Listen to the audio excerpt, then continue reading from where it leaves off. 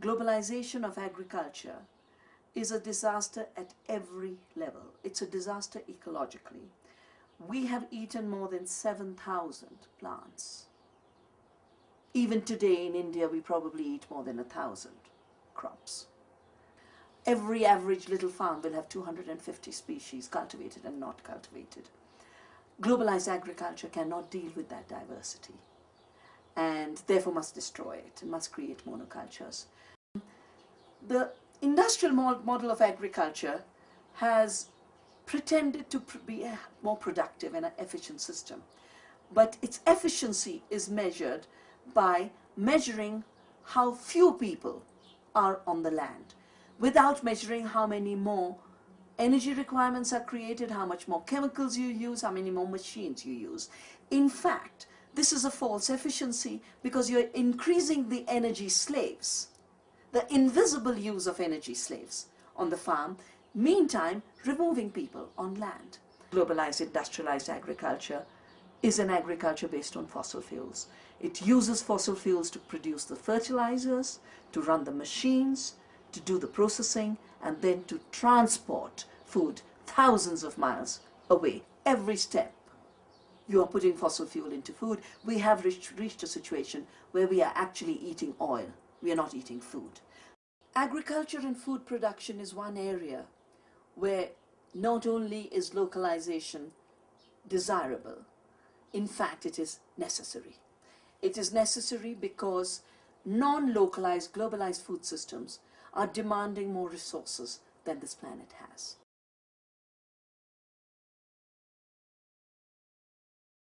Everywhere food laws are being introduced in the name of safety to the consumer. But at every point what is being introduced is hazardous food with additives, chemicals, irradiation, all kinds of treatment, genetic engineering that are hazardous to our system. And the way the food laws are working, it could be at the level of the WTO through the Codex Alimentarius, it could be at the level of Europe through the European food laws, it could be at the level of India, but it's basically a system which criminalizes the small producer and processor and deregulates the giant agribusiness. Criminalizing the small is a sure way to shut down local food economies. That's why I have decided 20 years ago, whether it is for seed or it is for food, we will not cooperate with laws that try to shut down our local economies. We will keep saving our seeds. We will keep producing our food in our own ways.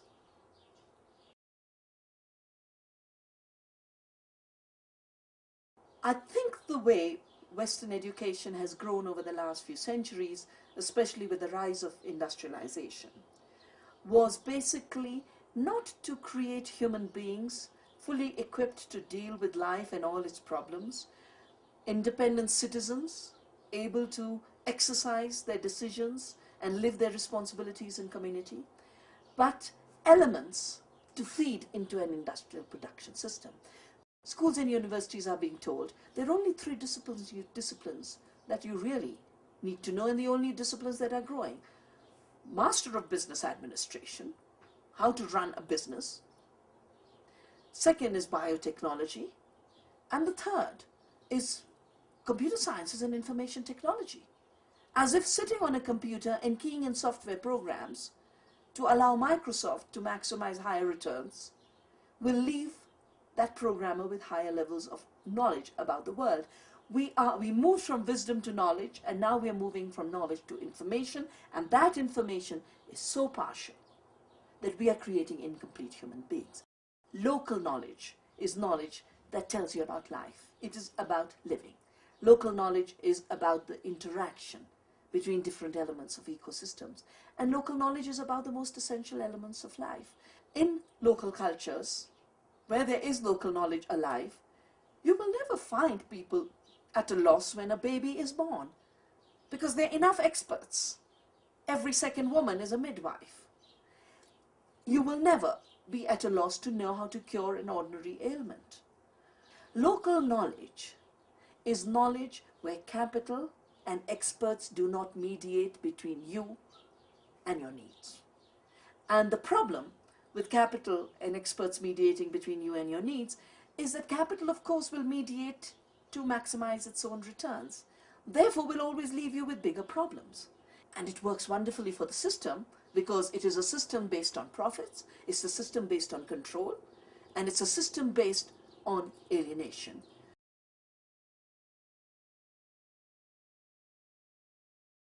As money encroaches more and more into people's lives, and microcredit was a way to introduce more cash flows into society, eventually what microcredit has done is not increase the productive capacity of local community, but increase their consumer capacity. In fact, microcredit has become a mechanism of creating a consumer class among the poor who cannot afford to be mere consumers. They also need to be producers.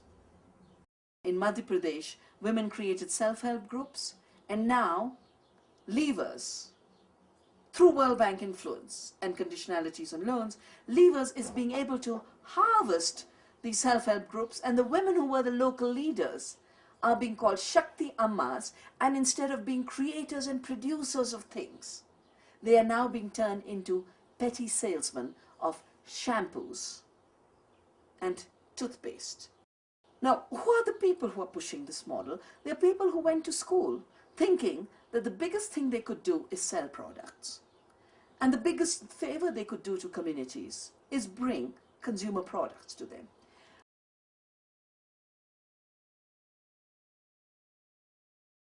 It's always been made to look like it's inevitable that rural areas will be replaced by cities and most people will live in cities, and that this is a natural flow, that this migration is a natural flow. There's nothing natural about it. If today the cities are growing, it's because globalization is making life unviable in the rural areas. I call this the biggest genocide, because a genocide is by design trying to exterminate or harm any group. Small farmers are the largest group of humanity. They're economically defined by what they do, not by the color of their skin or the religion. And unfortunately, we've never, ever focused on economic genocide. Rural areas are being flushed out by an economic genocide. That is why cities are growing, creating alternatives for small farmers to be able to live in their local economies has become a survival imperative for the poor. Not to keep them poor, but to allow them to live.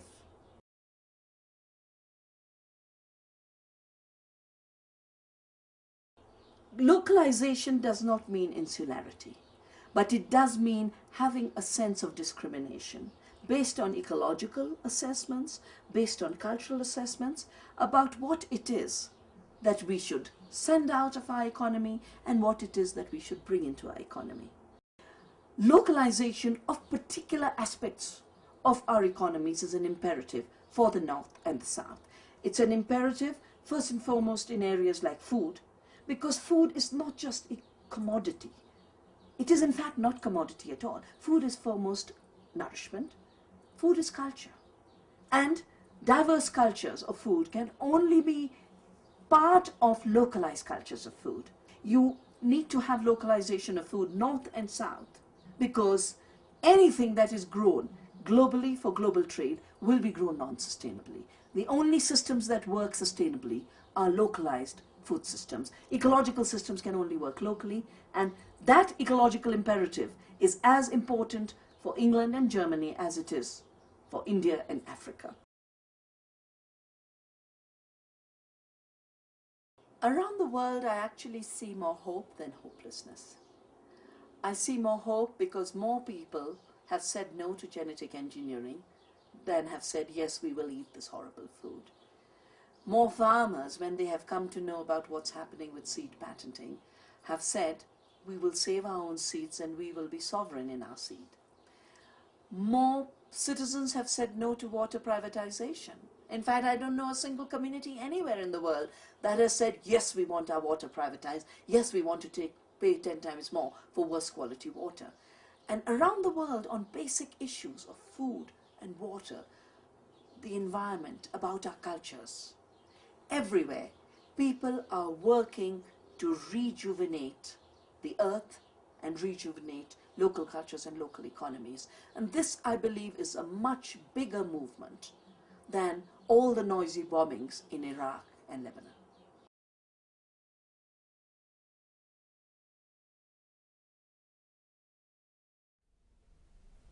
I had so hoped to join you all at this conference on the economics of happiness. But unfortunately, it is impossible for me to make it. And so I send you this message in solidarity and with the hope that these important efforts to redefine the economy and redefine progress start to shift our worldview, our patterns of consumption and production, and our ideas of what is the economy. In any case, with the collapse of the economy all around us, whether it be Wall Street in 2008 or Europe currently, you just have to look at the streets of Greece and Spain and Iceland and Ireland and Portugal and Italy to know that there is no stability in the model that has been built at nature's cost and people's cost. This is the time to redefine the economy and to put at its center the happiness of people, the well-being of people, as the government of Bhutan has done, and the well-being of the earth through ecological sustainability. Because if we have a ravished earth, there is no economy. We've been made to believe in the last few years that globalization is the only way to move forward. Globalization is taking us back to the most primitive of capital accumulation, to the most gross of colonialism and colonization, where land is appropriated, forests and rivers are appropriated. This is not the future. The only economies in which people have a place and nature is protected are local economies. That is where we have a small ecological footprint, while we embrace larger numbers in our local communities. We have to move from economies that are killing, democracies that are nearly dying, where democracies can be bought with billions of dollars, as we witness in the United States today. We need to move to living democracy where people shape their world. We need to move to local living economies. It has to happen, and we have to make it happen soon before too much is destroyed. Enjoy the conference. I look forward to listening to you all about the outcome and the future actions you plan together. Good luck.